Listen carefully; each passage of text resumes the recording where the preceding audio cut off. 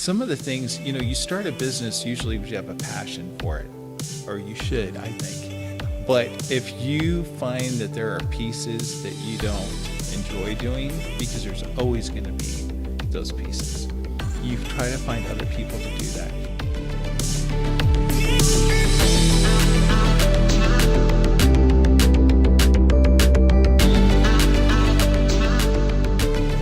Welcome back to Building Nebraska. We'll ignite your passion for entrepreneurship while highlighting those who turn ideas into reality. Today, we are in downtown Oshkosh, Nebraska, and I am joined by Mike Piva and Mark Ferrari of Mark Ferrari Specialty Coffees. Thanks for joining us. Yes, thank you. Thanks for visiting us. So you have a very rich history in coffee and coffee roasting. Lay the groundwork for your background and how you learned the basics of coffee roasting. Okay, so when I was in my 20s, my sister, she's a few years older than me, and she wanted to start a coffee company with an actual brand of coffee. We had the working farm on the big island of Hawaii's Kona coast where we were producing coffee, but at that point we were harvesting it, and we were part of the local Kona Coffee cooperative in the nearby area. So we were just growing it, harvesting it, and selling it to the mill. So my sister had an artist background of graphic design, and she used to doodle and have fantasies about having her own branded coffee. And back then, this was in the early 80s, there really wasn't that many independent small farms that were going from the farm to the packaged product.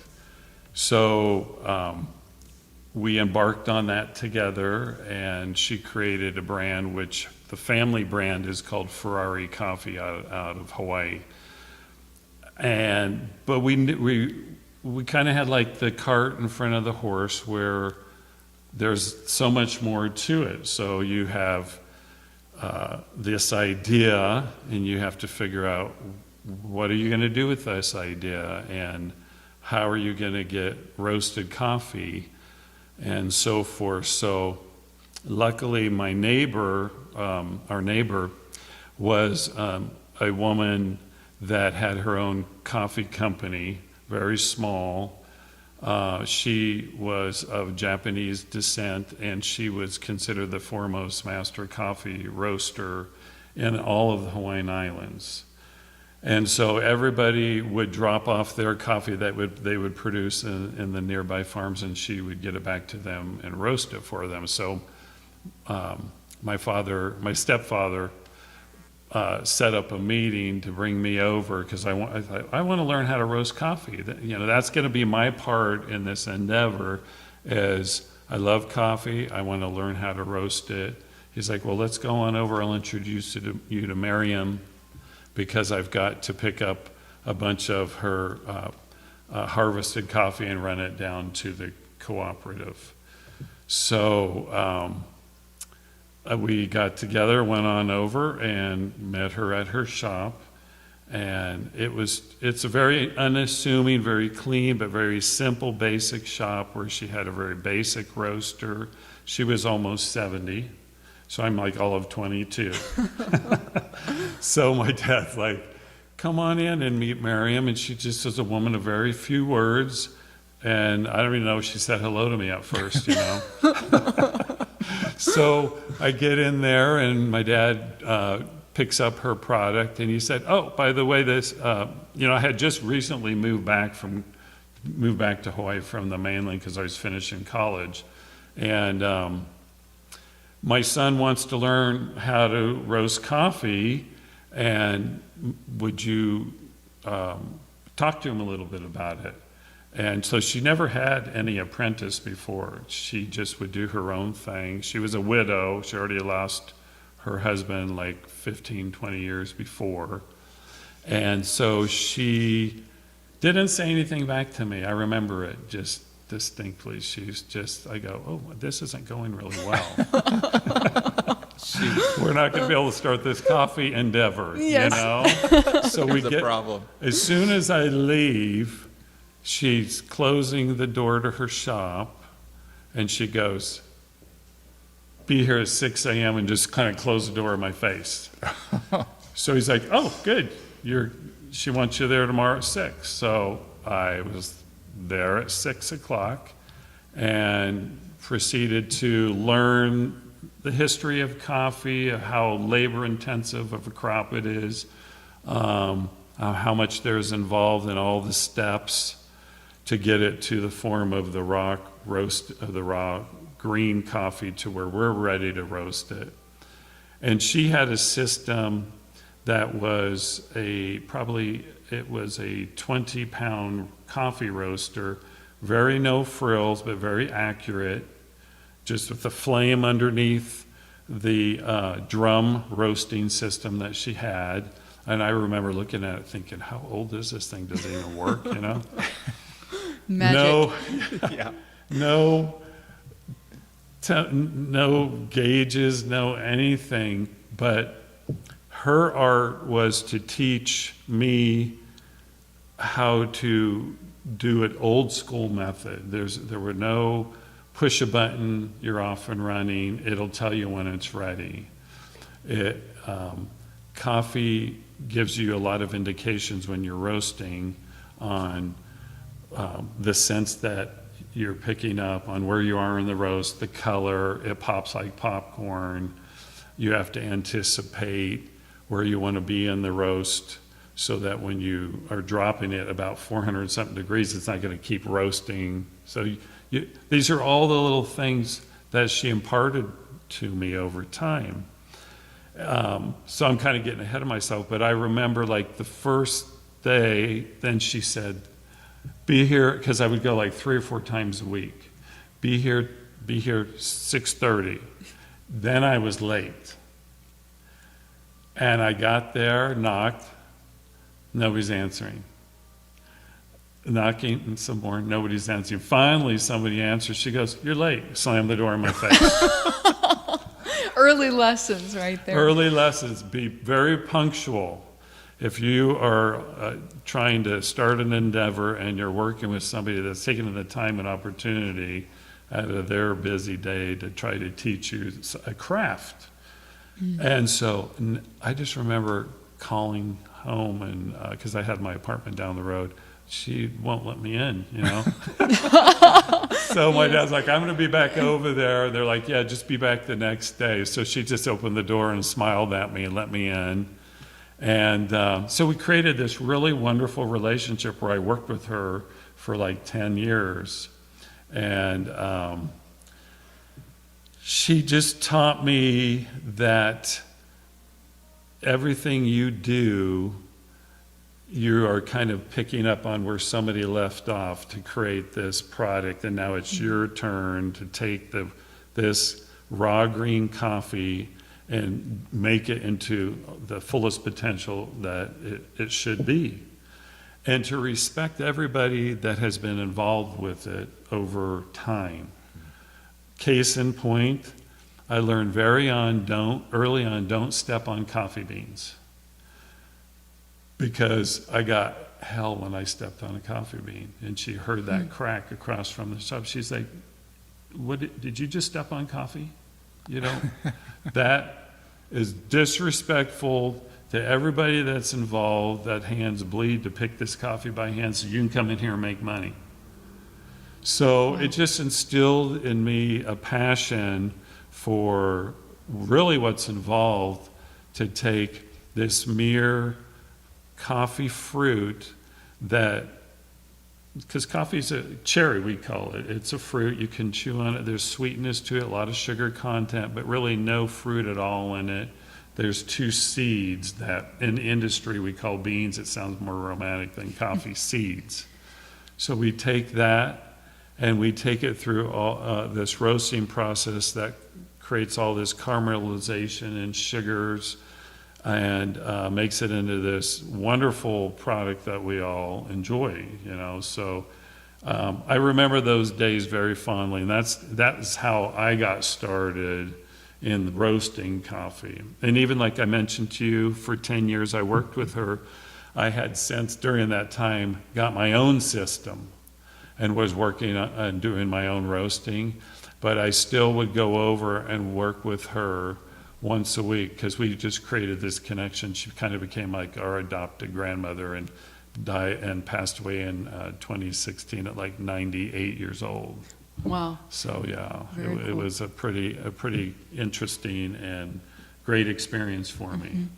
Well, there's been a lot of evolution, obviously, in the coffee industry since then, and especially in your personal journey as a coffee roaster. But take us through the early days until making the decision to plant roots in Oshkosh. And I know that's a loaded question. There's a lot of steps in between that roadmap, but what did that process look like?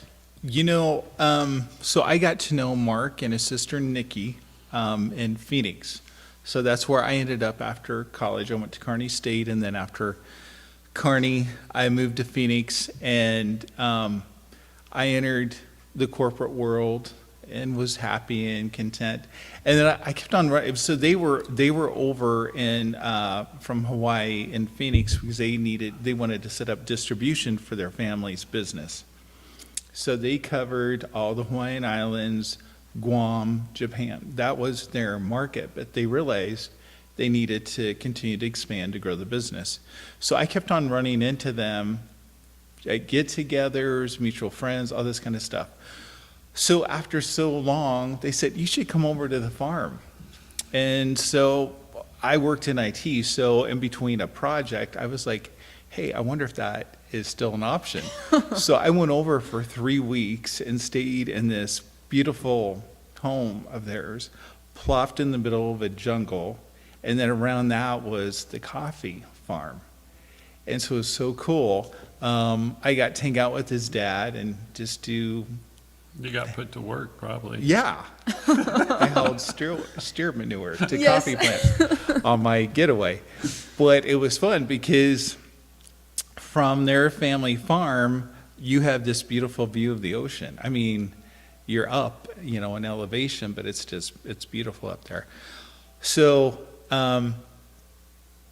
when I got back to the mainland, Mark and Nikki were still in the process of setting up distribution, and they would say, hey, we are going to be in Long Beach doing a coffee show.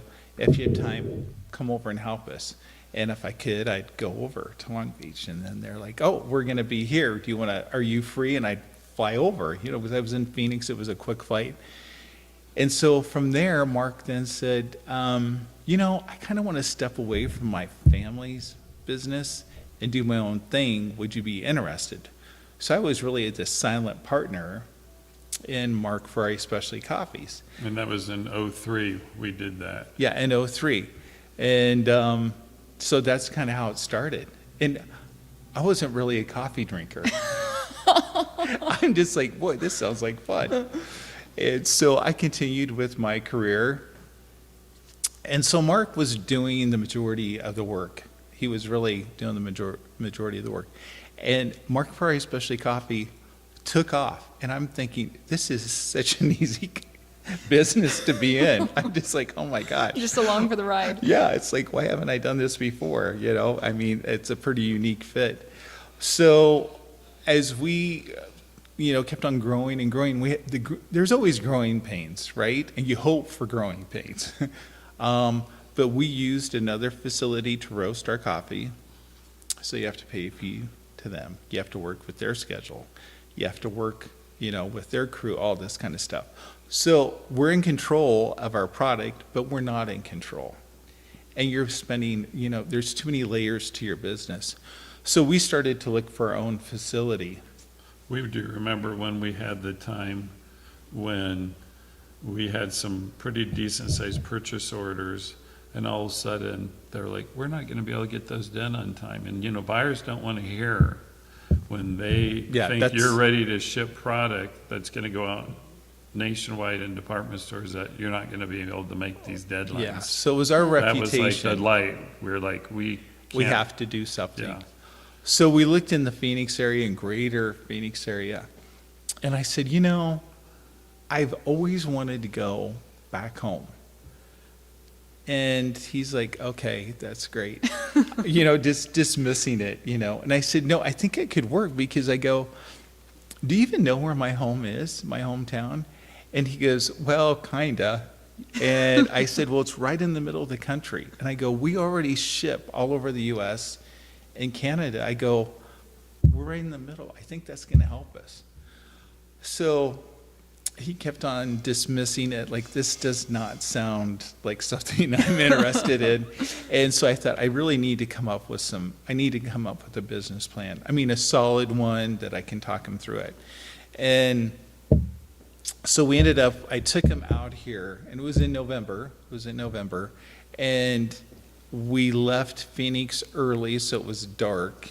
We arrived in Oshkosh when it was dark, and it just seemed like this long, long trip. I just remember going like this the whole way. There is no way this is going to work. This is not, no. This is not going to work.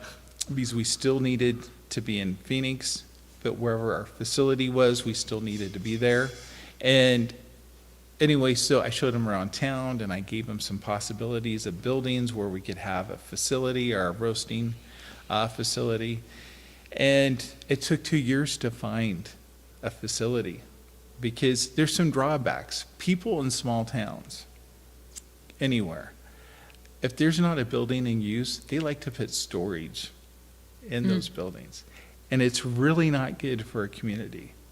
So I know there's not people lining up to buy those buildings, but you have to wait for the opportunity. So if people can get rid of storage in small town USA, it's better for the community.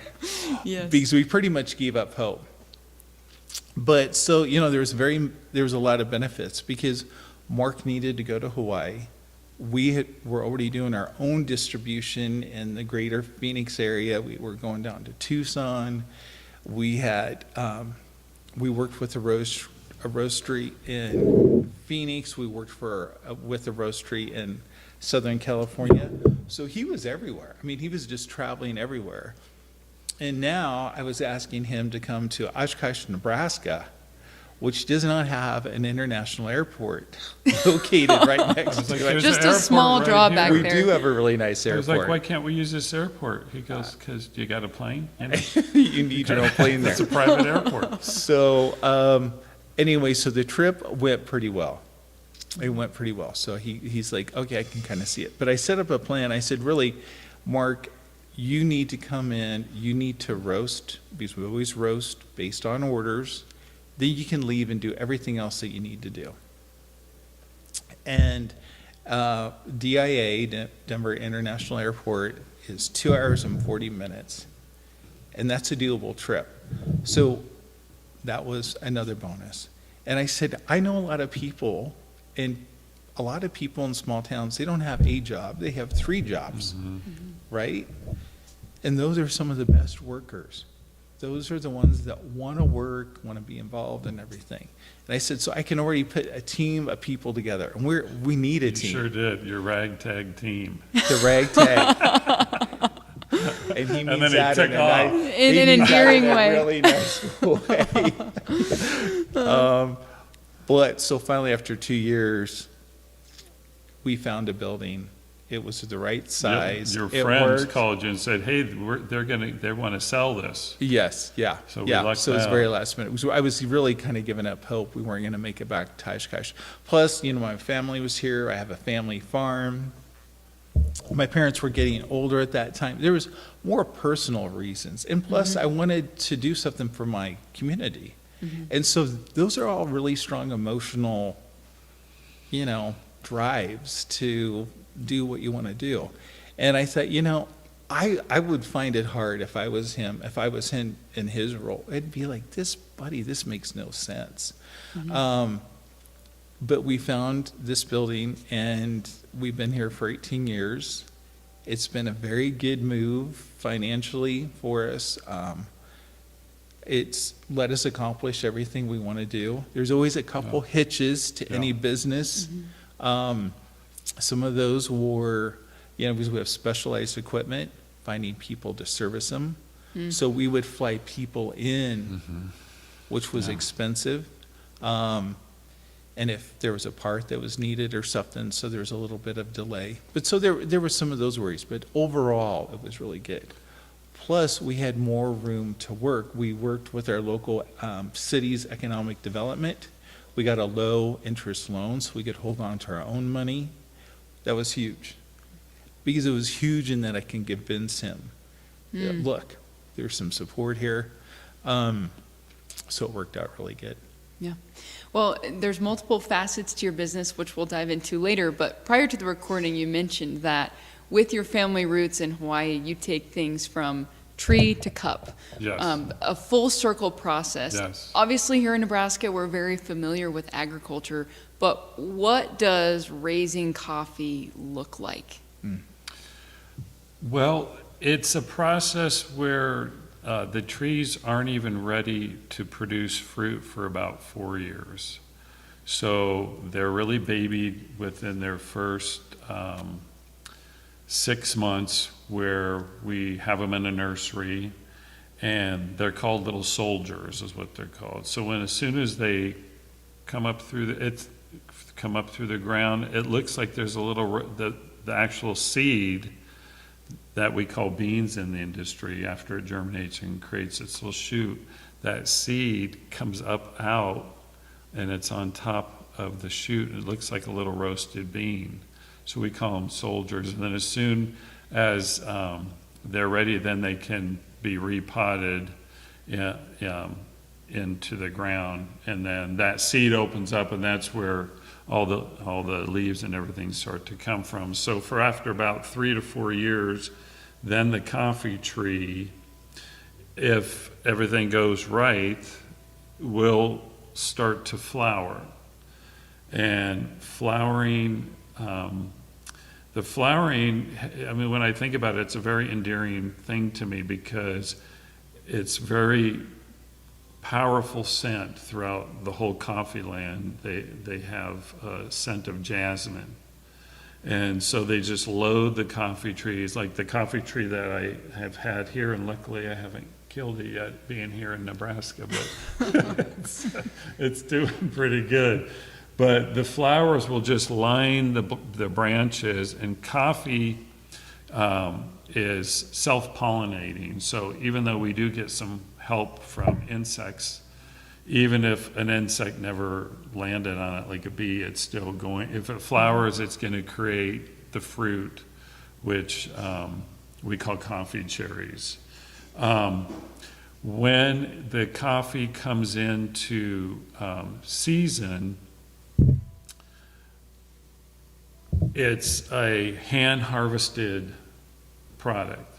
So we will go through, starting in summertime all the way up through into December, hand harvesting the crop, choosing the ripest, reddest berries, and then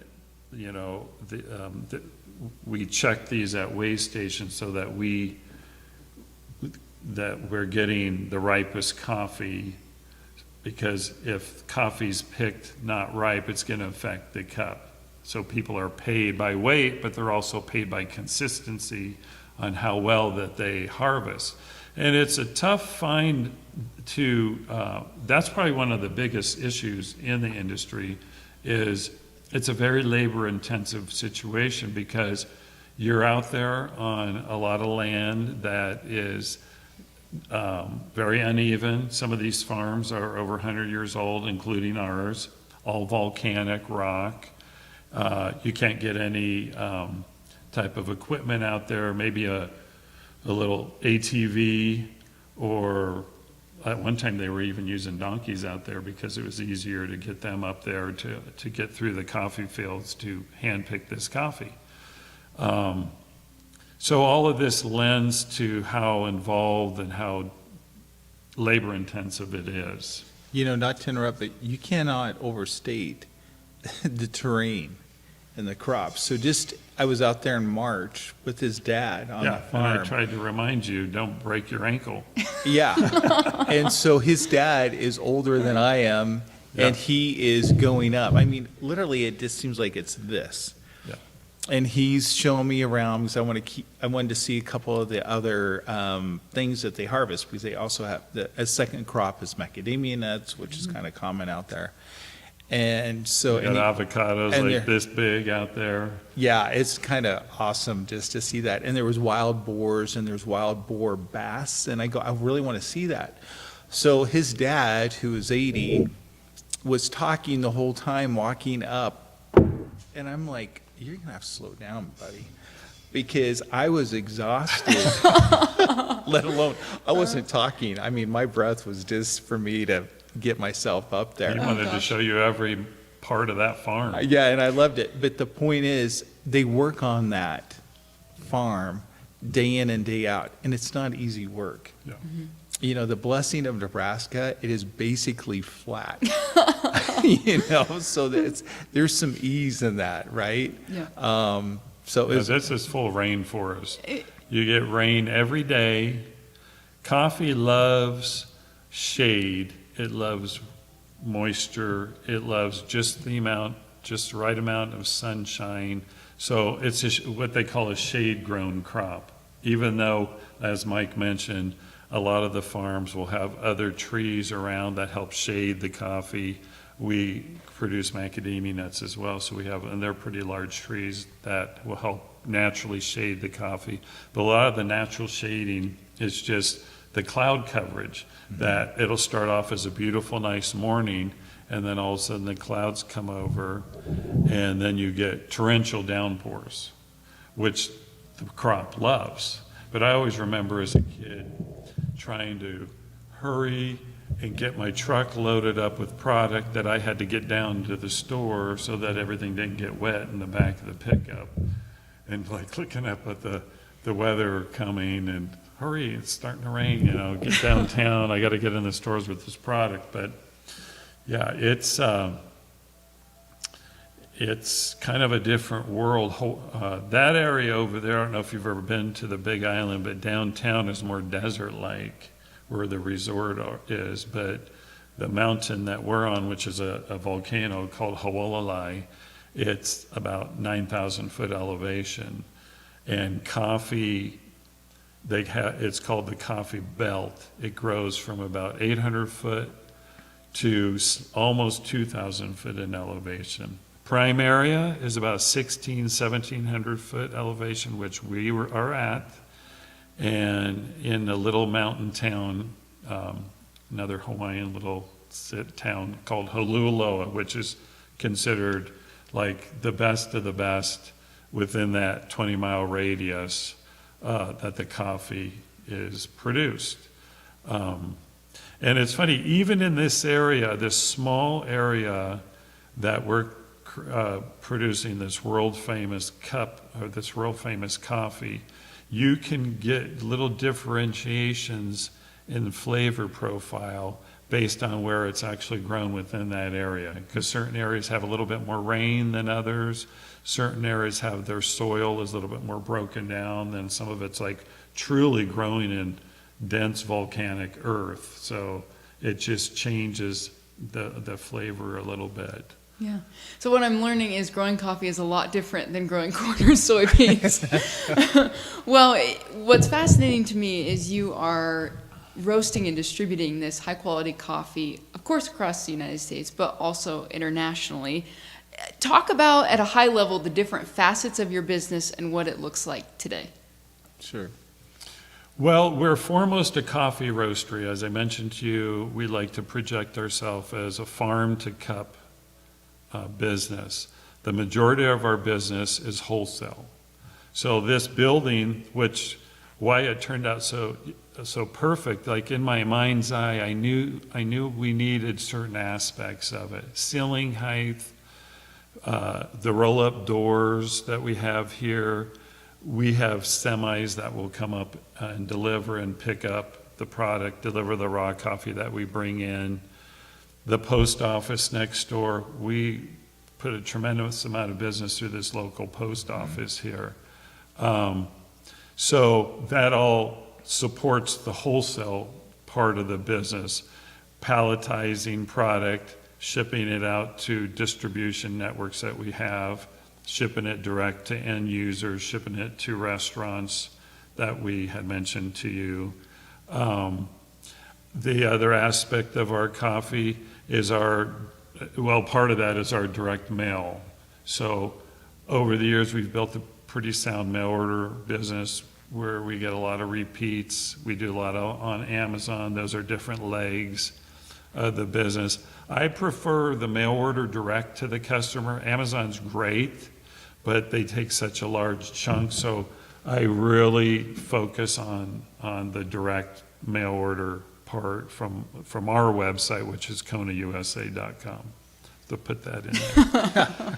So when we first got here, KonaUSA.com is yes. that what you said? Okay. When we first, and that website will kind of tell you different markets that we're in and what we do besides being able to buy direct from us.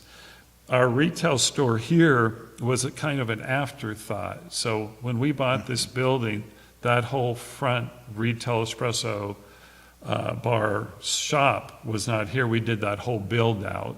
At first we just wanted to have we'll put a rack out and just have some packaged coffee. Because it was like having a bakery where nobody could buy your product. Right. We didn't come here originally thinking, what is the local draw that we can bring? And then we started realizing very quick, people want the product that we're producing right here. Yeah. So we got together with a friend of mine that's an architect and started coming up with some plans that turned a lot more involved than just a rack in the corner. And next thing we're doing this whole build out of this shop. And so we could have displays of the retail merchandise and any other complementary product from Hawaii that we wanted to kind of create this little Hawaii shop oasis. Hopefully tastefully done. We don't want to be like tacky tourist Hawaii. Yeah. We wanted to do No grass skirts. No Yes. grass skirts. stuff that we grew up with, baked goods that I grew up with, different items, the macadamia nuts, Hawaiian honey products, and so over the years, that's really grown. We've been on the Passport program a couple times, we've been on a lot of media, have had a lot of dignitaries from the state come in and visit us. And it really exceeded my expectations of what it was going to be, local support besides the traveling support. So that's like a whole leg in itself of the business that it's continually every year has increased in how well it's done. Yeah. Yeah. It's been a huge bonus because that's what the shop, really, we talked about it. We said, well, if we just break even on the shop part, it's important to me. I want to get back to my hometown. They've been so supportive. And then it turned into, this is a piece of our business we need to pay attention to. But even better yet, it's the people we've gotten to meet outside of even Oshkosh, or maybe people within Oshkosh that I didn't know when I was growing up. But it's the people traveling through. It's just been so fun. So many interesting people. I'm like, what are you doing in Oshkosh? But that's truly, I'm very, very thankful for that. We have a lot of fun with them out there and getting caught up with them every time they show up in town, once a month, once a year. Yeah. I come out here once a year or every couple years, and hopefully you can remember most of them. And then you meet their extended family, and it's just, I don't know. Small town living at its finest. Yeah, it's really fantastic. Yeah, awesome. Well, I could pick both of your brains for hours, but most of our listenership listening to this podcast in particular has an interest in rural entrepreneurship. What advice would you give someone looking to start a business in a rural community like Oshkosh? I would say, for me, there's a lot of opportunity. There's a lot of resources out there. City councilman of Oshkosh. So and you get more involved. Shameless plug. If you come back, I'm not running for office here. But if you come back to your little hometown, besides your business, you will get more and more and more involved. And that's even better yet. It's just very satisfying. But there are so many resources out there, and for financial, because that's usually when you're starting out, you need cash. You may have some, but you can't give it all up, right? Operating cash is very important. Yeah, so either if you're good at doing research, fantastic. If you're not, find someone that can help you out. There's always someone in a community or someone within your world that can help you do a piece of it. Like I said, we went to our economic development, our city economic development, and they had a very low interest loan, and that helped us a lot. That was a piece we didn't have to think about. Then we could buy more green coffee with our money, and we could move a little bit faster, and there was less stress. And then also, I think some other advice is some of the things, you start a business usually because you have a passion for it, or you should, I think. If you don't have passion, then maybe it's just not it. If someone's encouraging you to do something and you're like, not into it, just don't do it. But if you find that there are pieces that you don't enjoy doing, because there's always going to be those pieces, and you may be surprised what your company requires you to do to keep going, you try to find other people to do that. And it always seems like everyone I talk to, they're intimidated by accounting, keeping the books or whatever. And some people love it, some people don't. And I hear that over and over and over. And sometimes with us, we're dealing with a food product. So we have to clean. I don't mind cleaning, but you need to make sure that you can train employees to clean to the quality that you want. So you need to make sure people are in place, that you have a constant maintenance of your facility. But it's always finding the holes that you know that you're going to have, find someone to fix those before it creates a problem. Yeah. Well, as I said earlier, I could ask you questions for hours, but thank you so much for offering your time and expertise. This has been awesome. Yeah, thank you. Well, thank you so much for tuning in to this episode of Building Nebraska with Mark Ferrari Specialty Coffees. I'm going to continue enjoying my cup of Joe right here in Oshkosh, but be sure to check them out, and we'll catch you on the next episode of Building Nebraska, which is brought to you by the Engler Agribusiness Entrepreneurship Program at the University of Nebraska-Lincoln.